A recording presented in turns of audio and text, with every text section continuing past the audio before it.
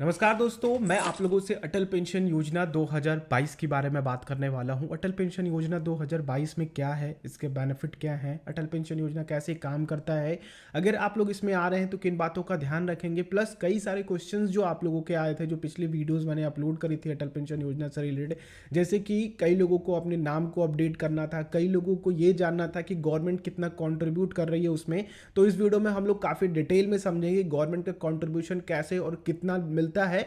और यहाँ पे ये भी एक फ्लॉ है कि कुछ लोगों को गवर्नमेंट के कंट्रीब्यूशन नहीं भी मिलते हैं, जो कि बताया गया है कि 50% गवर्नमेंट का भी कंट्रीब्यूट होता है। तो वो सब कुछ आप लोगों को इस वीडियो में पता चल पाएगा। आप लोगों की एलिजिबिलिटी कहाँ से अप्लाई कर सकते हैं, यानी कि अगर आप लोग 2022 में अटल पेंशन योजना में इन्वेस्टमेंट करने का प्लान बना रहे हैं तो ये वीडियो आप लोगों के लिए है, जो आप लोगों को सारी जानकारी दे देगी। तो आई होप ये वीडियो आप लोगों को काफ़ी हेल्पफुल लगेगी। और इसी तरह की वीडियोज़ अगर आप देखना चाहते हैं तो हम लोग इस तरह की वीडियोज़ बनाते रहते हैं। तो चैनल पे आप लोग नए हैं, सब्सक्राइब कर लीजिएगा और बेल आइकन को क्लिक करेंगे तो आने वाली उन वीडियोस की नोटिफिकेशन आ सकेंगी, जो इन्वेस्टमेंट से रिलेटेड होंगी, स्कीम्स होंगी या फिर आप लोगों के म्यूचुअल फंड शेयर मार्केट से होंगी। तो सबसे पहले दोस्तों अटल पेंशन योजना को आप लोग समझिए। अटल पेंशन योजना कैसे काम करता है और गवर्नमेंट ने इसमें क्या आप लोगों को दिया हुआ है। तो अटल पेंशन योजना में 5 पेंशन स्लैब आप लोगों को बताए गए हैं, जो 1000, 2000, 3000, 4000 और 5000 की है। इनमें आप 18 साल के हैं और 40 साल के बीच में है तो आ सकते हैं। तो आप लोगों का जो भी कंट्रीब्यूशन होगा वो आप लोगों के एज के अकॉर्डिंग डिसाइड होगा। यहाँ पे आप लोगों को चुनने की कोई भी राइट्स नहीं मिलते हैं कि आप इतने की पेंशन चूज कर लिए तो आपको कितना कंट्रीब्यूशन करना पड़ेगा। आप अपनी एज के अकॉर्डिंग बस आप ये चूज कर सकते हैं कि आपको कितने तक की पेंशन आप लोगों के बुढ़ापे पे चाहिए, या फिर आप लोग जब उसके एलिजिबल हो जाएंगे पेंशन के तो कितना आप लोगों को मिलेगा, जो कि 60 साल पे मिलेगा।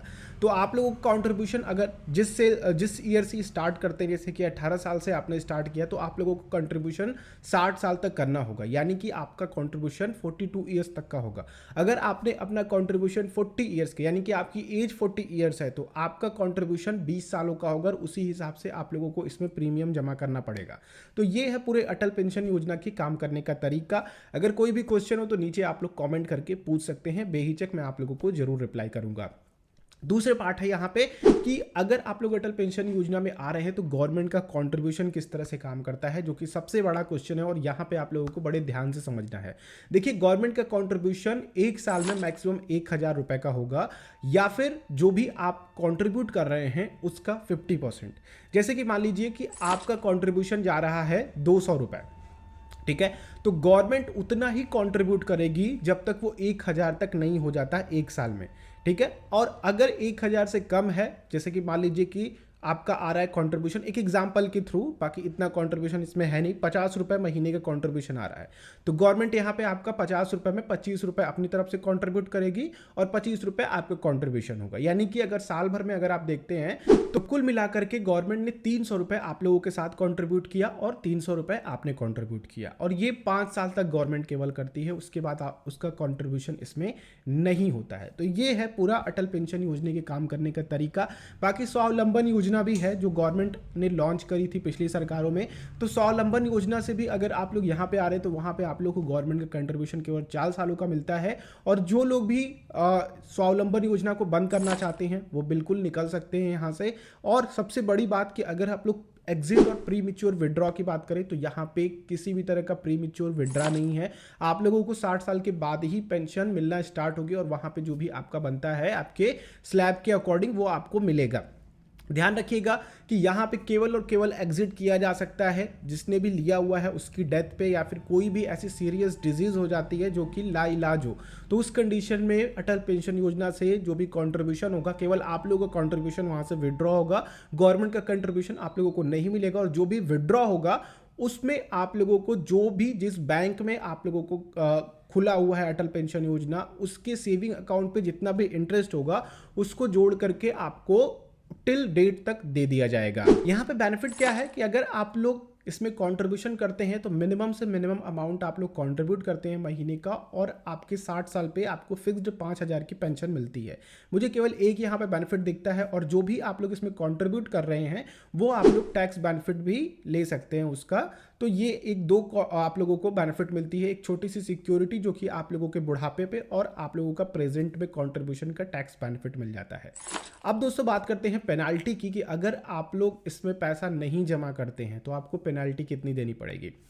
देखिए, अगर आप लोगों का पैसा नहीं जमा होता है तो आपको प्रति 100 पे 1 रुपए की पेनाल्टी लगेगी हर महीने। मान लीजिए कि अगर आप लोगों का कंट्रीब्यूशन महीने का 300 रुपये हो रहा है तो आप लोगों की पेनाल्टी जो होगी वो 3 रुपये होगी। अगर उसी तरह से 1000 की है तो आपकी पेनाल्टी 10 रुपये होगी, यानी मैक्सिमम आप लोगों की 10 रुपये की पेनाल्टी है और मिनिमम आपको 1 रुपये की पेनाल्टी देनी होगी हर महीने अगर आप लोग कंट्रीब्यूट नहीं करते हैं। अब मान लीजिए कि किसी रीज़न से, कई बार जो मेरे पास क्वेश्चंस आते हैं कि मेरे अकाउंट से इस महीने का पैसा नहीं कटा या फिर ऐसा कुछ होता है, तो इसको भी आप लोगों को ध्यान में रखना है। अगर इस तरह की कोई भी प्रॉब्लम आ रही है तो ये आपके एंड से ही प्रॉब्लम मानी जाएगी। बैंक अपने एंड की प्रॉब्लम नहीं मानता है, तो आपको बैंक में विजिट करके ये इन्फॉर्मेशन देनी होगी कि हमारा पैसा इस महीने का नहीं कटा अटल पेंशन योजना का। तो यहाँ पे आप लोगों को दिक्कतें क्या होंगी? दिक्कत ये होगी, सबसे पहले 6 महीने में आपका अकाउंट को फ्रीज कर दिया जाएगा, फिर उसके 6 महीने बाद यानी कि 1 साल में आपका अकाउंट डीएक्टिवेट कर दिया जाएगा, और फिर 2 साल में यानी कि 24 महीने में आपका अकाउंट पूरी तरीके से बंद कर दिया जाएगा अटल पेंशन योजना में। तो ये है पूरी अटल पेंशन योजना की एक डिटेल जो मुझे आप लोगों को देनी थी। अब एक चीज़ और समझिए कि आप लोगों को कंट्रीब्यूशन का एक अंदाजा दे देता हूं कि कितना कंट्रीब्यूशन आपके एज के अकॉर्डिंग आपको देना पड़ेगा। एक रखते हैं 18, एक 25 और एक 40। तो इन 3 कैटेगरी के बीच में आप कहीं ना कहीं जंप कर ही जाएंगे। तो अगर आपकी 18 साल की एज है और मैक्सिमम 5,000 की इसमें आप लोग पेंशन चाहते हैं तो आपको 210 रुपए का कंट्रीब्यूशन हर मंथ करना पड़ेगा 42 ईयर्स तक का। अगर आपकी एज 25 साल है तो आपका कंट्रीब्यूशन लगभग 380 रुपए महीने का आएगा, और अगर आपकी एज एग्जैक्ट 40 साल है और आपका कंट्रीब्यूशन 20 साल का होता है तो ऑलमोस्ट आप लोगों को 1480 रुपए तक का कंट्रीब्यूशन हर महीने करना पड़ेगा। तो ये लमसम है, 5-10 रुपए ऊपर नीचे आप लोग अंदाजा लगा सकते हैं। तो इस तरह का कंट्रीब्यूशन आप लोगों को आने वाले समय तक में करना पड़ेगा। अब बात करते हैं दोस्तों कि क्या अटल पेंशन योजना में इन्वेस्ट करना चाहिए, क्या आप लोगों के लिए पेंशन का बेहतर विकल्प हो सकता है, क्योंकि आप लोगों को ये सालाना 60,000 तक की पेंशन का वादा करता है। तो एक हम साल भर के हिसाब से देखें, और अगर हम लोग अपने प्रेजेंट एज की कैटेगरी को देखें, मान लीजिए अगर आप लोग 40 साल के भी हैं तो आने वाली 20 साल बाद वो साल भर का 60,000 रुपए कितना होगा, ये अंदाजा लगाना आप लोगों को बहुत ज़्यादा इंपॉर्टेंट है। तो मैं आप लोगों को एक अंदाजन बता देता हूं कि अगर आप लोग 5,000 की पेंशन को चूज करते हैं और आपकी एज मान लीजिए 20 साल है और आपको 40 साल बाद पेंशन मिलना स्टार्ट होगी जो कि 5,000 की होगी, तो आप लोगों का वो अमाउंट 710 रुपए के अकॉर्डिंग होगा। यानी कि 710 रुपए जितना आज आप लोगों को वैल्यू क्रिएट करके देता है, वही 40 साल बाद आपका 5,000 रुपए वैल्यू क्रिएट करके देगा ड्यू टू इन्फ्लेशन। आप लोग इन्फ्लेशन को काफ़ी अच्छे से समझते होंगे। आप लोग अपने साल पहले पीछे चले जाइए और देखिए कि उस समय आप लोगों की 5,000 की वैल्यू क्या थी और आज इस समय 5,000 की वैल्यू क्या है। उस समय 5,000 में ज़मीनें खरीदी जा सकती थीं और इस समय 5,000 में रजिस्ट्रेशन फीस भी नहीं दे पाते इंसान। तो ये अंदाज़ा आप लोग अपने फ्यूचर का लगा सकते हैं कि किस तरह से अटल पेंशन योजना में आपकी पेंशन की जो वैल्यू है वो काफ़ी कम है, अगर आप लोग केवल और केवल अटल पेंशन योजना से अपनी पेंशन की प्लानिंग कर रहे हैं। आई होप अटल पेंशन योजना को आप लोग काफ़ी अच्छे समझे होंगे। बाकी और भी फ्लॉज हैं, जैसे कि अगर आप लोग दूसरे इक्विटी ऑप्शन को देखते हैं, अगर आप एनपीएस को इसके साथ कंपेयर करते हैं, पीपीएफ को कंपेयर करते हैं, ईपीएफ को कंपेयर करते हैं, तो ऐसे बहुत सारे प्रोडक्ट हैं जिनको कंपेयर करना इस वीडियो में पॉसिबल नहीं है, बट मैंने आप लोगों के लिए वीडियो बना रखी है। बाकी 2022 के लिए मैं स्पेशल वीडियोस बनाऊंगा अटल पेंशन योजना और अदर स्कीम्स जो गवर्नमेंट की चल रही हैं और इक्विटी से रिलेटेड या फिर अदर पेंशन ऑप्शंस के साथ, जिससे कि आप लोगों को एक मोटा मोटा आइडिया मिल पाए कि अटल पेंशन योजना को क्या हमारे पोर्टफोलियो में शामिल करना चाहिए या फिर इसको अवॉइड करके दूसरे ऑप्शन की तरफ भी जाना चाहिए।